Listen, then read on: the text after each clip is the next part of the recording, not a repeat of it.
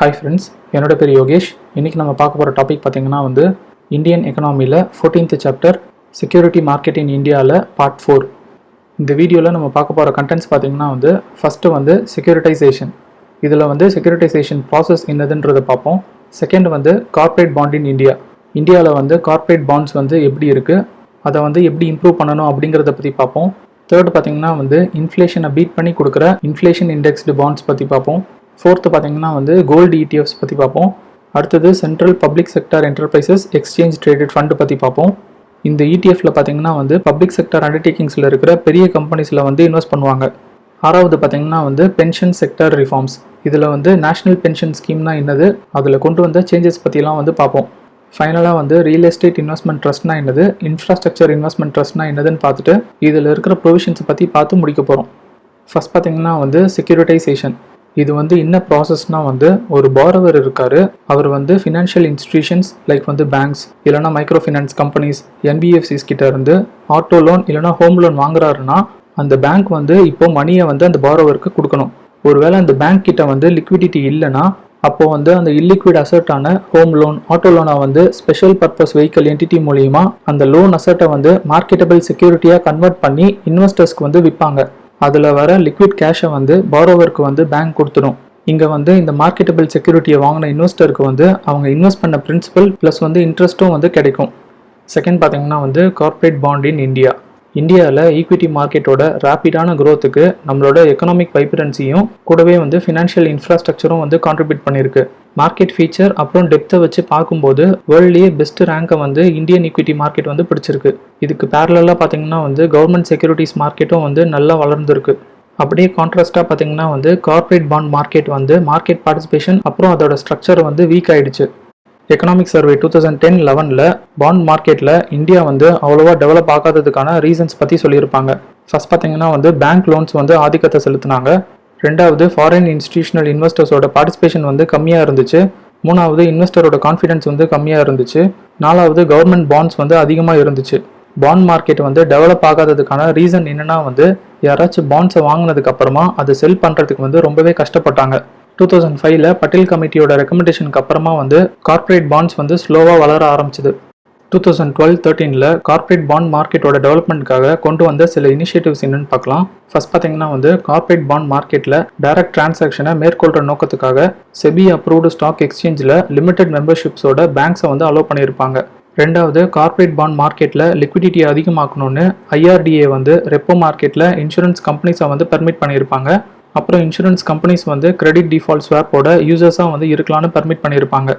Third minimum haircut, அதாவது ஒரு market maker செக்யூரிட்டியை by பண்ணி செல் பண்ணுறதோட ப்ரைஸ் டிஃப்ரென்ஸ். மினிமம் ஹேர்கட் ரெக்குயர்மெண்ட்டை கார்ப்பரேட் டெப்ட் ரெப்போவில் AAA, AA+, AA- rated corporate பாண்ட்ஸ்க்கு ரெடியூஸ் பண்ணியிருப்பாங்க.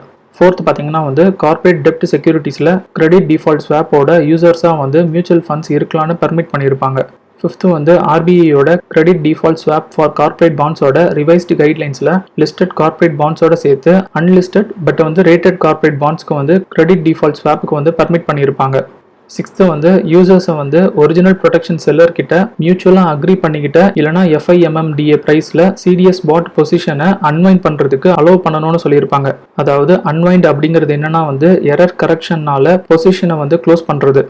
ஃபைனலாக securities up to 1 year original மெச்சூரிட்டிக்கு கிரெடிட் டிஃபால்ட் ஸ்வாப்பை பெர்மிட் பண்ணியிருப்பாங்க.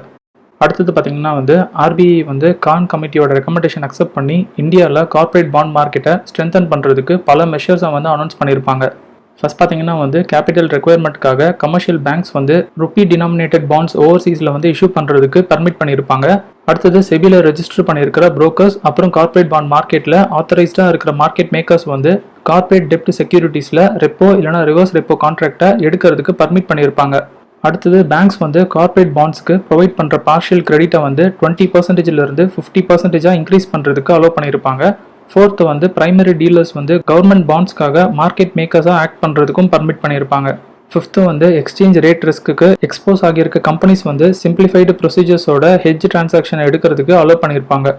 சிக்ஸ்த்து இன்சூரன்ஸ் கம்பெனிஸ் கூடவே பென்ஷன் அப்புறம் ப்ராவிடென்ட் ஃபண்ட் மூலியமா கார்ப்பரேட் பாண்ட்ஸில் இன்வெஸ்ட் பண்ணுறதுக்கு அலோவ் பண்ணியிருப்பாங்க. செவன்த்து BBB இல்லைனா அதுக்கு ஈக்குவலண்டான ரேட்டட் கார்ப்பரேட் பாண்ட்ஸை இன்வெஸ்ட்மெண்ட் கிரேடாக டிக்ளேர் பண்ணியிருப்பாங்க. 8th வந்து கார்ப்பரேட் பாண்ட்ஸில் ரெப்போஸ் ஆப்ரேஷனை எலக்ட்ரானிக் பிளாட்ஃபார்மில் இன்ட்ரோடியூஸ் பண்ணாங்க. அடுத்தது ஆர்பிஐ வந்து லிக்விடிட்டி அட்ஜஸ்ட்மெண்ட் ஃபெசிலிட்டியில் இதை வந்து இன்க்ளூட் பண்ணியிருப்பாங்க. ஃபைனலாக வந்து ஸ்டாக் எக்ஸ்சேஞ்ச் பிரைமரி இஷ்யூன்ஸ் மூலிமா ஃபாரின் இன்ஸ்டிடியூஷனல் இன்வெஸ்டர்ஸ் வந்து கார்ப்பரேட் பாண்ட்ஸில் இன்வெஸ்ட் பண்ணுறதுக்கு அலோவ் பண்ணியிருப்பாங்க. அடுத்தது பார்த்தீங்கன்னா வந்து இன்ஃப்ளேஷன் இண்டெக்ஸ்டு பாண்ட்ஸ். இன்ஃப்ளேஷனோட அன்எக்ஸ்பெக்டட் வேரியேஷன்ஸ் இல்லைனா சேஞ்சஸ்லேருந்து இன்வெஸ்டர்ஸோட ரிட்டர்ன்ஸை வந்து ப்ரொடெக்ட் பண்ணுறதுக்கு ஆர்பிஐ வந்து இன்ஃப்ளேஷன் இண்டெக்ஸ்டு பாண்ட்ஸை இன்ட்ரோடியூஸ் பண்ணுறதுக்கு பிளான் பண்ணாங்க. கோல்டு வாங்குறதுக்கு பதிலாக ஃபினான்ஷியல் சேவிங்கை இந்த இன்ஃப்ளேஷன் இண்டெக்ஸ்டு பாண்ட்ஸ் வந்து இன்க்ரீஸ் பண்ணணும்னு கவர்மெண்ட் வந்து நம்புறாங்க. ரீசெண்ட் இயர்ஸாக டெப்ட் இன்ஸ்ட்ருமெண்ட் மூலிமா வர ரேட் ஆஃப் ரிட்டர்ன்ஸ் வந்து இன்ஃப்ளேஷனை விட கம்மியாக தான் இருக்குது, இதனால நம்மளோட சேவிங்ஸ் வந்து அழிஞ்சு தான் போகுது அப்படின்னு சொல்லியிருப்பாங்க. அதுவே இன்ஃப்ளேஷன் இண்டெக்ஸ்டு பாண்ட்ஸை பார்த்தீங்கன்னா இன்ஃப்ளேஷனை பீட் பண்ணி ரிட்டர்ன்ஸை தரும். 2013-14 ஆர்பிஐ வந்து 2 பாண்ட்ஸை வந்து லான்ச் பண்ணாங்க. First June 2013 wholesale price index link பண்ணியும், 2nd December 2013 consumer price index link பண்ணியும் வந்து லான்ச் பண்ணாங்க. இதை பார்த்தீங்கன்னா வந்து inflation indexed national saving securities குமுலேட்டிவ்னு கூப்பிட்டாங்க. இதுக்கு வந்து 10 இயர்ஸ் வந்து டென்யூர். இதை வந்து இன்டர்நேஷனல் லெவலில் இன்ஃப்ளேஷன் லிங்க்டு செக்யூரிட்டிஸ் இல்லைனா லிங்கர்ஸ்னு கூப்பிடுவாங்க. இந்த செக்யூரிட்டிஸில் இன்ட்ரெஸ்ட் ரேட் வந்து ஃபைனல் கம்பைன்டு கன்சியூமர் ப்ரைஸ் இண்டெக்ஸோட லிங்க்டாக இருக்கும். இன்ட்ரெஸ்ட் ரேட்டில் பார்த்தீங்கன்னா வந்து 2 பார்ட்ஸ் இருக்கும். ஒன்று வந்து ஃபிக்ஸ்டு ரேட்டு 1.5%, ரெண்டாவது இன்ஃப்ளேஷன் ரேட், அதாவது 3 months லேகில் கன்சியூமர் ப்ரைஸ் இண்டெக்ஸை பேஸ் பண்ணி இருக்கும். எக்ஸாம்பிள் பார்த்தீங்கன்னா வந்து டிசம்பர் மந்தோட பாண்ட் வேல்யூ வந்து செப்டம்பர் மந்த் கன்சியூமர் ப்ரைஸ் இண்டெக்ஸை பேஸ் பண்ணி இருக்கும். இங்கே பார்த்தீங்கன்னா வந்து கன்சியூமர் ப்ரைஸ் இண்டெக்ஸை பேஸ் பண்ணி எடுக்கிறதால ரொம்பவே வந்து அக்யூரேட்டாக இருக்கும். ஏன்னா இதில் வந்து எஜுகேஷன், ஃபுட்டு, டிரான்ஸ்போர்ட்டேஷன், ஹவுசிங், அப்புறம் மெடிக்கல் கேரில் வர காஸ்ட் இன்க்ரீஸ்லாம் வந்து சேரும். அதுவே ஹோல்சேல் ப்ரைஸ் இண்டெக்ஸில் பார்த்தீங்கன்னா வந்து குட்ஸ் அண்ட் சர்வீசஸோட ட்ரேடட் ப்ரைஸை வச்சு மெஷர் பண்ணுவாங்க.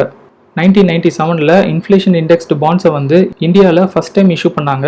அதுக்கு கேபிட்டல் இண்டெக்ஸ்டு பாண்ட்ஸ்னு பேர் வச்சாங்க. பட் இது பார்த்தீங்கன்னா வந்து பிரின்சிபலுக்கு மட்டும்தான் வந்து இன்ஃப்ளேஷன் ப்ரொடெக்ஷன் கொடுத்துச்சு.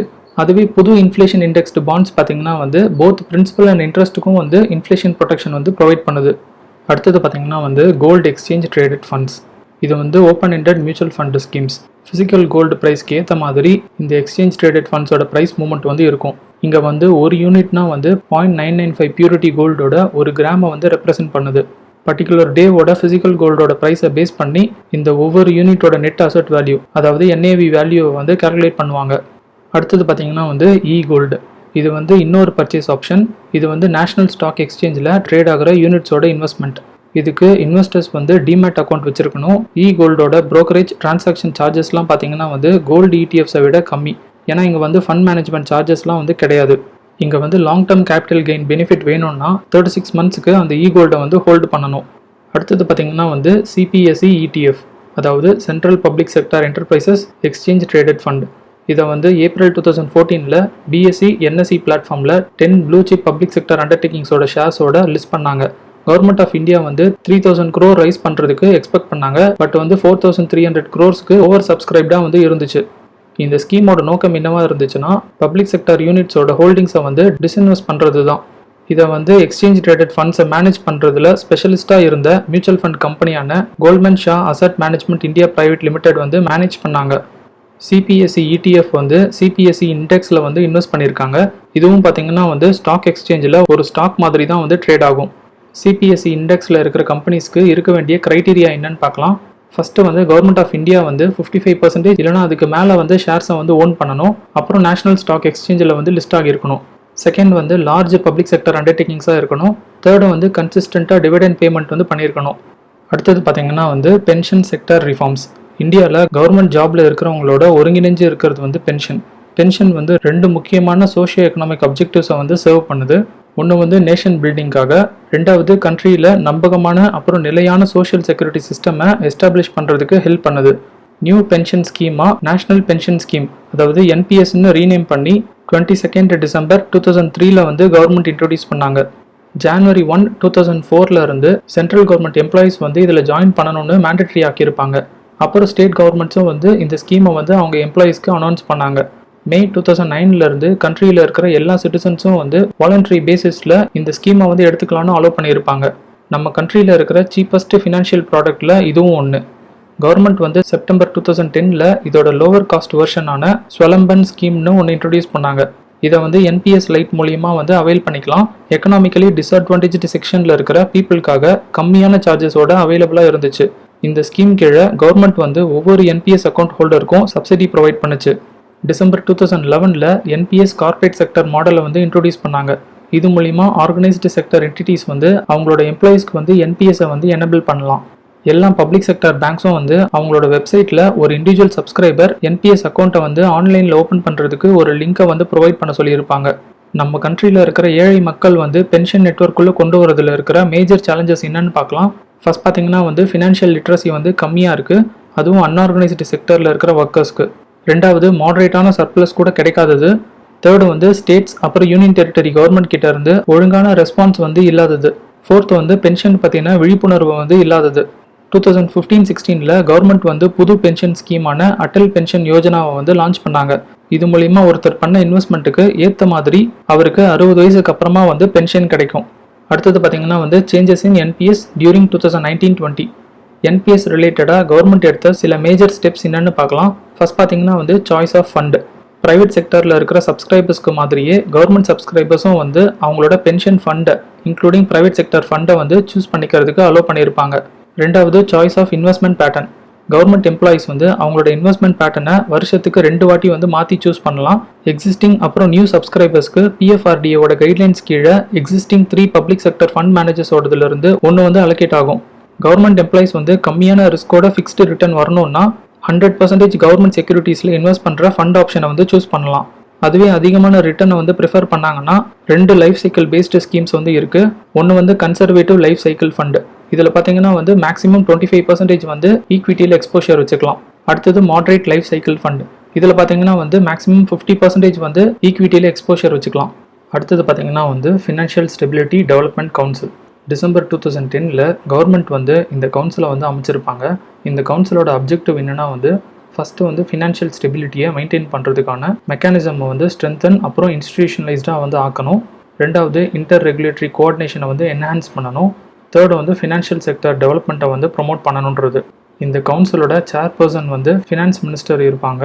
அப்புறம் ஃபினான்ஷியல் செக்டர் ரெகுலேட்டரி அத்தாரிட்டிஸோட ஹெட்ஸு, ஃபினான்ஸ் செக்ரட்டரி, அப்புறம் secretary of department of economic affairs, department of financial சர்வீசஸோட செக்ரட்டரி, சீஃப் எக்கனாமிக் அட்வைசர்லாம் வந்து மெம்பர்ஸாக இருப்பாங்க. இந்த கவுன்சில் வந்து என்ன மானிட்டர் பண்ணுன்னா, ஒன்று வந்து எக்கனாமியோட பெரிய ஃபினான்ஷியல் கம்பெனிஸோட ஃபங்க்ஷன்ஸ், அப்புறம் மேக்ரோ ப்ரொடென்ஷியல் ஃபினான்ஷியல் சிஸ்டம் சூப்பர்விஷனை. ரெண்டாவது இன்டர் ரெகுலேட்டரி கோஆர்டினேஷன், அப்புறம் ஃபினான்ஷியல் செக்டர் டெவலப்மெண்ட் இஷ்யூஸை. தேர்டு வந்து ஃபினான்ஷியல் லிட்ரஸி, அப்புறம் ஃபினான்ஷியல் இன்க்ளூஷனை. அடுத்தது பார்த்திங்கன்னா வந்து financial sector assessment programme. September 2010ல் 25 சிஸ்டமேட்டிக்லி இம்பார்ட்டன்ட் எக்கனாமிஸ் இன்க்ளூடிங் இந்தியாவையும் சேர்த்து ஃபினான்ஷியல் செக்டர் அசஸ்மெண்ட் ப்ரோக்ராமை வந்து கண்டக்ட் பண்ணுறதுக்கு IMF போர்டு வந்து டிசைட் பண்ணியிருப்பாங்க. ஜனவரி 2013ல் ஃபினான்ஷியல் செக்டர் அசஸ்மெண்ட் ப்ரோக்ராமை இந்தியாவில் கண்டக்ட் பண்ணி இந்தியன் ஃபினான்ஷியல் சிஸ்டமை ஹையஸ்ட் இன்டர்நேஷனல் ஸ்டாண்டர்டோட ஒப்பிட்டு அசஸ் பண்ணியிருப்பாங்க. அந்த அசஸ்மெண்ட்டில் என்ன சொல்லியிருப்பாங்கன்னா வந்து நல்ல ரெகுலேட்டரி அப்புறம் சூப்பர்வைசர் ரெஜிம்னால இந்தியன் ஃபினான்ஷியல் சிஸ்டம் வந்து நல்லா ஸ்டேபிளாக இருக்கிறதா சொல்லியிருப்பாங்க. இருந்தாலுமே வந்து சில கேப்ஸை வந்து ஐடென்டிஃபை பண்ணியிருப்பாங்க. ஒன்று வந்து இன்டர்நேஷ்னல் அப்புறம் domestic supervisory information sharing and கோஆப்ரேஷனில், ரெண்டாவது ஃபினான்ஷியல் கம்பெனிஸில் கன்சாலிடேட்டட் சூப்பர்விஷனில், தேர்டு வந்து ரெகுலேட்டர்ஸ் RBI, IRDA இவங்க வந்து இண்டிபெண்ட்டாக இருக்கிறதுல சில லிமிட்ஸ் இருக்கிறது. அடுத்ததான் வந்து ஃபினான்ஷியல் ஆக்ஷன் டாஸ்க் ஃபோர்ஸ். இது வந்து ஒரு இன்டர் கவர்மெண்டல் பாலிசி மேக்கிங் பாடி. பணம் மோசடி, டெரரிஸ்ட் ஃபினான்சிங் இது போல விஷயங்களை எதிர்த்து பாலிசியை வந்து டெவலப் பண்ணுவாங்க. இந்தியா வந்து 34th மெம்பராக ஜூன் 2010ல் இந்த ஃபினான்ஷியல் ஆக்ஷன் டாஸ்க் ஃபோர்ஸில் வந்து ஜாயின் பண்ணாங்க. அடுத்தது பார்த்திங்கன்னா வந்து real estate and infrastructure investment trust. Money ஷார்ட்டேஜில் இருக்கிற ரியல் எஸ்டேட் அப்புறம் இன்ஃப்ராஸ்ட்ரக்சர் டெவலப்பர்ஸ்க்கு ஃபண்ட்ஸை வந்து ஈஸியாக ஆக்சஸ் பண்ணுறது தான் வந்து இந்த ட்ரஸ்ட்டோட அப்ஜெக்டிவ். இவங்க வந்து இன்ஸ்டிடியூஷன்ஸ்க்கு, ஹை நெட்வொர்த் இண்டிவிஜுவல்ஸ்க்கு, ஈவன் ஆர்டினரி இன்வெஸ்டர்ஸ்க்கு கூட வந்து புது இன்வெஸ்ட்மெண்ட் அவென்யூவை வந்து கிரியேட் பண்ணுறாங்க. செபி வந்து இவங்களுக்கு சில ரெகுலேஷன்ஸ் மூலிமா ப்ரொவிஷன்ஸை வந்து அனௌன்ஸ் பண்ணியிருப்பாங்க. முதல்ல வந்து ரியல் எஸ்டேட் இன்வெஸ்ட்மெண்ட் ட்ரஸ்ட் ரிலேட்டடான மேஜர் ப்ரொவிஷன்ஸ் என்னென்னு பார்க்கலாம். ஃபர்ஸ்ட் பார்த்தீங்கன்னா வந்து யூனிட் ஹோல்டர்ஸ்க்கு ரிட்டர்ன்ஸ் கிடைக்கிற விதமாக ப்ராப்பர்ட்டியில் இன்வெஸ்ட் பண்ணுற close ended real estate investment ஸ்கீம்ஸாக இருக்கணும்னு சொல்லியிருப்பாங்க. செகண்ட் வந்து ரியல் எஸ்டேட்டில் வர கேபிட்டல் கெயின்ஸ் இல்லைனா ரெண்டல் இன்கம் மூலிமா ரிட்டர்ன்ஸை வந்து டிரைவ் பண்ணணும்னு சொல்லியிருப்பாங்க. தேர்டு வந்து டைரக்டாவோ இல்லைனா ஸ்பெஷல் பர்பஸ் வெஹிக்கல்ஸ் மூலியமாவோ கமர்ஷியல் ரியல் எஸ்டேட் அசட்ஸில் இன்வெஸ்ட் பண்ணுறதுக்கு அலோவ் பண்ணியிருப்பாங்க. ஃபோர்த்து வந்து ஃபண்ட்ஸை ரைஸ் பண்ணுறது இனிஷியல் ஆஃபரிங் மூலிமா இருக்கணும். அப்புறம் ரியல் எஸ்டேட் இன்வெஸ்ட்மெண்ட் ட்ரஸ்ட்டோட யூனிட்ஸ் வந்து மேண்டேட்ரியாக ஸ்டாக் எக்ஸ்சேஞ்சில் லிஸ்ட் ஆகியிருக்கணும்னு சொல்லியிருப்பாங்க. ஃபிஃப்த்து வந்து இனிஷியல் ஆஃபர் அப்போ அசட்ஸ் ஒர்த் வந்து அட்லீஸ்ட் 500 crores இருக்கணும்னு சொல்லியிருப்பாங்க. அப்புறம் மினிமம் இஷ்யூ சைஸ் வந்து 250 crores இருக்கணும். அட்லீஸ்ட் 25% யூனிட்ஸ் வந்து பப்ளிக்கு ஆஃபர் பண்ணணும். அப்புறம் ஆஃபரில் வந்து மினிமம் சப்ஸ்கிரிப்ஷன் சைஸ் வந்து 2 lakhs இருக்கணும்.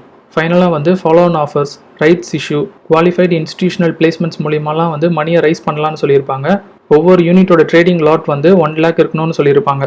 அடுத்தது வந்து இன்ஃப்ராஸ்ட்ரக்சர் இன்வெஸ்ட்மெண்ட் ட்ரஸ்ட். இதில் இருக்கிற மேஜர் ப்ரொவிஷன்ஸ் என்னன்னு பார்க்கலாம். இந்த ட்ரஸ்ட் வந்து இன்ஃப்ராஸ்ட்ரக்சர் ப்ராஜெக்ட்ஸில் எய்தர் டேரெக்டாவோ இல்லைனா ஸ்பெஷல் பர்பஸ் வெஹிக்கல் மூலிமா இன்வெஸ்ட் பண்ணலாம். ஒருவேளை பப்ளிக் ப்ரைவேட் பார்ட்னர்ஷிப் ப்ரோக்ராம்னா ஸ்பெஷல் பர்பஸ் வெஹிக்கல் மூலிமா தான் வந்து இன்வெஸ்ட் பண்ணணும். செகண்ட் பார்த்தீங்கன்னா வந்து லிஸ்ட் பண்ணுறப்போ இந்த ட்ரஸ்ட் ஸ்பான்சர்ஸோட கலெக்டிவ் ஹோல்டிங் வந்து அட்லீஸ்ட் 3 இயர்ஸ்க்கு 25% இருக்கணும்.